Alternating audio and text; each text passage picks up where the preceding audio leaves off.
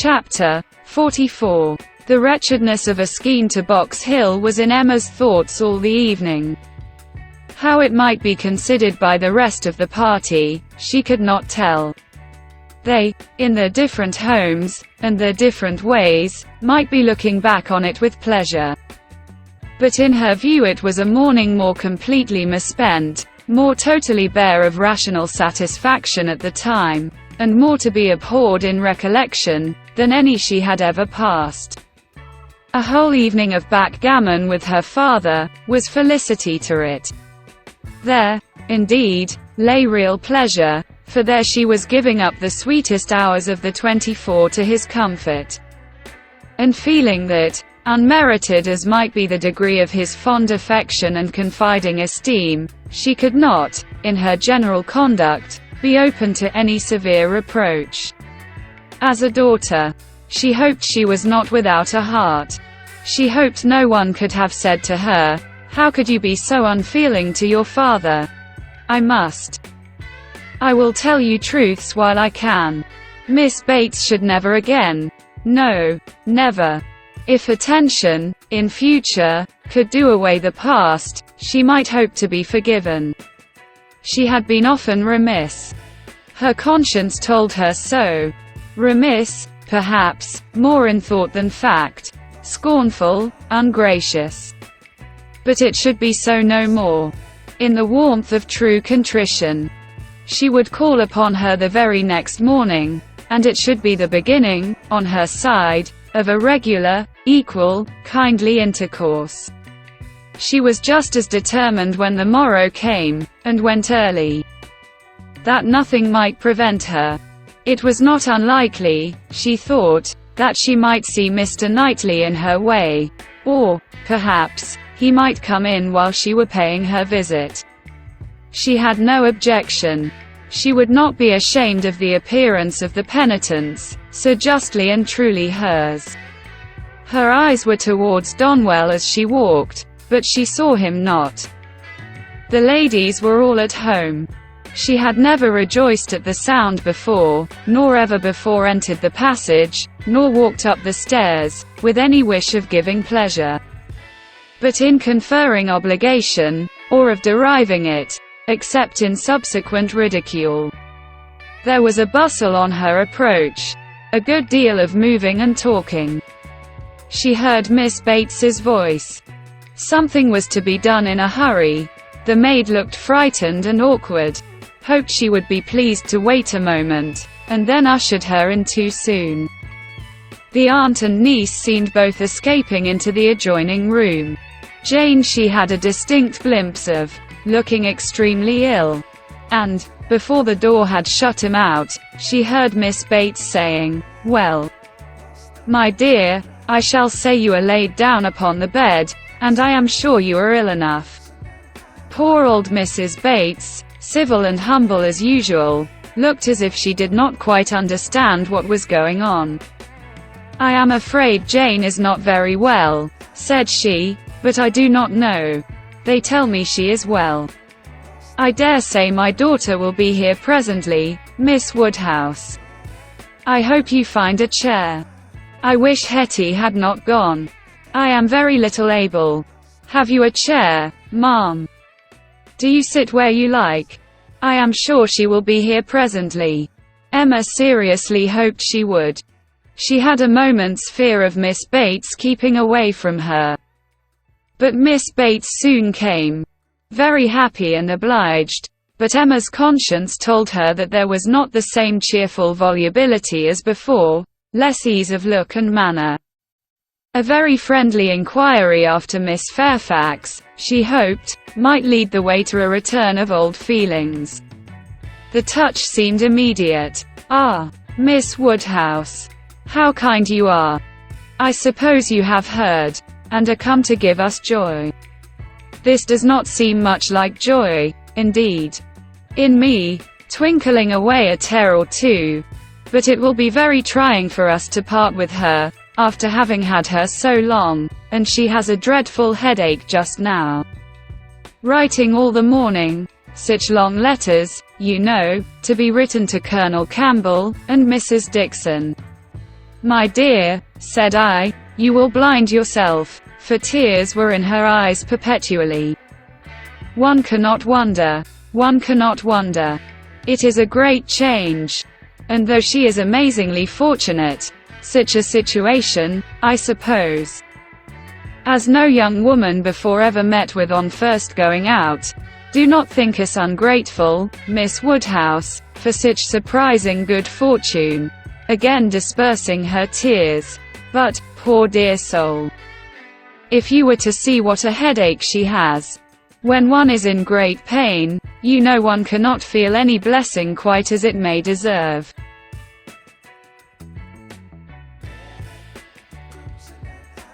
She is as low as possible. To look at her, nobody would think how delighted and happy she is to have secured such a situation. You will excuse her not coming to you. She is not able. She has gone into her own room. I want her to lie down upon the bed. My dear, said I shall say you are laid down upon the bed. But, however, she is not. She is walking about the room. But, now that she has written her letters, she says she shall soon be well. She will be extremely sorry to miss seeing you, Miss Woodhouse. But your kindness will excuse her. You were kept waiting at the door. I was quite ashamed. But somehow there was a little bustle, for it so happened that we had not heard the knock. Until you were on the stairs, we did not know anybody was coming. It is only Mrs. Cole, said I, depend upon it. Nobody else would come so early. Well, said she, it must be born some time or other, and it may as well be now. But then Patty came in, and said it was you. Oh, said I, it is Miss Woodhouse. I am sure you will like to see her. I can see nobody, said she, and up she got, and would go away. And that was what made us keep you waiting. And extremely sorry and ashamed we were. If you must go, my dear, said I, you must, and I will say you are laid down upon the bed. Emma was most sincerely interested. Her heart had been long growing kinder towards Jane. And this picture of her present sufferings acted as a cure of every former ungenerous suspicion, and left her nothing but pity. And the remembrance of the less just and less gentle sensations of the past, obliged her to admit that Jane might very naturally resolve on seeing Mrs. Cole or any other steady friend, when she might not bear to see herself. She spoke as she felt, with earnest regret and solicitude, sincerely wishing that the circumstances which she collected from Miss Bates to be now actually determined on, might be as much for Miss Fairfax's advantage and comfort as possible. It must be a severe trial to them all. She had understood it was to be delayed till Colonel Campbell's return. So very kind, replied Miss Bates. But you are always kind. There was no bearing such an always.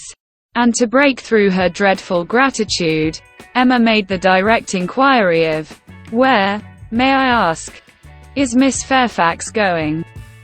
To a Mrs. Smallridge, charming woman, most superior, to have the charge of her 3 little girls, delightful children. Impossible that any situation could be more replete with comfort, if we except, perhaps, Mrs. Suckling's own family, and Mrs. Bragger's, but Mrs. Smallridge is intimate with both, and in the very same neighborhood, lives only 4 miles from Maple Grove.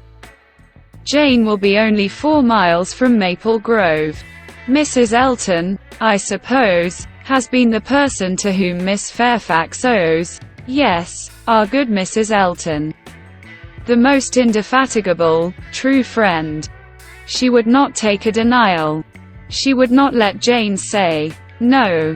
For when Jane first heard of it, it was the day before yesterday, the very morning we were at Donwell, when Jane first heard of it. She was quite decided against accepting the offer, and for the reasons you mention. Exactly as you say, she had made up her mind to close with nothing till Colonel Campbell's return. And nothing should induce her to enter into any engagement at present. And so she told Mrs. Elton over and over again. And I am sure I had no more idea that she would change her mind. But that good Mrs. Elton, whose judgment never fails her, saw farther than I did. It is not everybody that would have stood out in such a kind way as she did, and refused to take Jane's answer. But she positively declared she would not write any such denial yesterday, as Jane wished her. She would wait, and, sure enough, yesterday evening it was all settled that Jane should go. Quite a surprise to me. I had not the least idea. Jane took Mrs. Elton aside, and told her at once, that upon thinking over the advantages of Mrs. Smallridge's situation, she had come to the resolution of accepting it.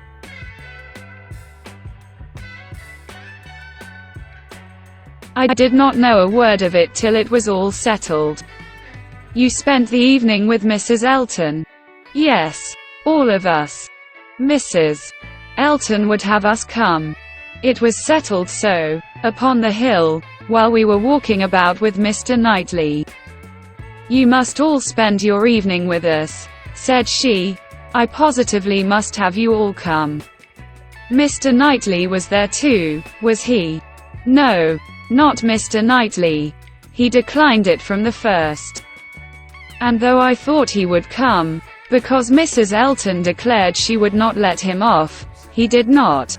But my mother, and Jane, and I, were all there, and a very agreeable evening we had. Such kind friends, you know, Miss Woodhouse, one must always find agreeable, though everybody seemed rather fagged after the morning's party. Even pleasure, you know, is fatiguing, and I cannot say that any of them seemed very much to have enjoyed it. However, I shall always think it a very pleasant party, and feel extremely obliged to the kind friends who included me in it. Miss Fairfax, I suppose, though you were not aware of it, had been making up her mind the whole day. I dare say she had. Whenever the time may come, it must be unwelcome to her and all her friends, but I hope her engagement will have every alleviation that is possible. I mean, as to the character and manners of the family. Thank you, dear Miss Woodhouse. Yes, indeed, there is everything in the world that can make her happy in it. Except the Sucklings and Braggers, there is not such another nursery establishment so liberal and elegant, in all Mrs. Elton's acquaintance. Mrs. Smallridge, a most delightful woman. A style of living almost equal to Maple Grove. And as to the children, except the little Sucklings and little Braggers, there are not such elegant sweet children anywhere. Jane will be treated with such regard and kindness. It will be nothing but pleasure. A life of pleasure. And her salary. I really cannot venture to name her salary to you, Miss Woodhouse. Even you, used as you are to great sums, would hardly believe that so much could be given to a young person like Jane. Ah, madam, cried Emma, if other children are at all like what I remember to have been myself, I should think 5 times the amount of what I have ever yet heard named as a salary on such occasions. Dearly earned. You are so noble in your ideas. And when is Miss Fairfax to leave you? Very soon, indeed. That's the worst of it. Within a fortnight. Mrs. Smallridge is in a great hurry. My poor mother does not know how to bear it. So then, I try to put it out of her thoughts, and say, come ma'am, do not let us think about it any more. Her friends must all be sorry to lose her. And will not Colonel and Mrs. Campbell be sorry to find that she has engaged herself before their return? Yes. Jane says she is sure they will. But yet, this is such a situation as she cannot feel herself justified in declining. I was so astonished when she first told me what she had been saying to Mrs. Elton. And when Mrs. Elton at the same moment came congratulating me upon it. It was before tea. Stay. No, it could not be before tea, because we were just going to cards, and yet it was before tea. Because I remember thinking, oh, no, now I recollect, now I have it. Something happened before tea, but not that. Mr. Elton was called out of the room before tea. Old John Abdy's son wanted to speak with him. Poor old John. I have a great regard for him. He was clerk to my poor father 27 years, and now, poor old man, he is bedridden. And very poorly with the rheumatic gout in his joints. I must go and see him today. And so will Jane, I am sure, if she gets out at all. And poor John's son came to talk to Mr. Elton about relief from the parish. He is very well to do himself, you know, being head man at the Crown, ostler, and everything of that sort, but still he cannot keep his father without some help. And sir, when Mr. Elton came back, he told us what John Ostler had been telling him, and then it came out about the chaise having been sent to Randalls to take Mr. Frank Churchill to Richmond. That was what happened before tea. It was after tea that Jane spoke to Mrs. Elton. Miss Bates would hardly give Emma time to say how perfectly new this circumstance was to her. But as without supposing it possible that she could be ignorant of any of the particulars of Mr. Frank Churchill's going, she proceeded to give them all. It was of no consequence. What Mr. Elton had learned from the ostler on the subject, being the accumulation of the ostler's own knowledge, and the knowledge of the servants at Randalls, was that a messenger had come over from Richmond soon after the return of the party from Box Hill, which messenger, however, had been no more than was expected, and that Mr. Churchill had sent his nephew a few lines, containing, upon the whole, a tolerable account of Mrs. Churchill, and only wishing him not to delay coming back beyond the next morning early, but that Mr. Frank Churchill having resolved to go home directly, without waiting at all, and his horse seeming to have got a cold, Tom had been sent off immediately for the Crown chaise. And the ostler had stood out and seen it pass by, the boy going a good pace, and driving very steady. There was nothing in all this either to astonish or interest, and it caught Emma's attention only as it united with the subject which already engaged her mind. The contrast between Mrs. Churchill's importance in the world, and Jane Fairfax's, struck her. One was everything, the other nothing, and she sat musing on the difference of woman's destiny, and quite unconscious on what her eyes were fixed, till roused by Miss Bates's saying, "Ah, I see what you are thinking of, the pianoforte. What is to become of that?" "Very true. Poor dear Jane was talking of it just now." "You must go," said she. "You and I must part. You will have no business here." "Let it stay, however," said she. "Give it houseroom till Colonel Campbell comes back. I shall talk about it to him. He will settle for me. He will help me out of all my difficulties." And to this day, I do believe, she knows not whether it was his present or his daughter's. Now Emma was obliged to think of the pianoforte, and the remembrance of all her former fanciful and unfair conjectures was so little pleasing, that she soon allowed herself to believe her visit had been long enough, and, with a repetition of everything that she could venture to say of the good wishes which she really felt, took leave.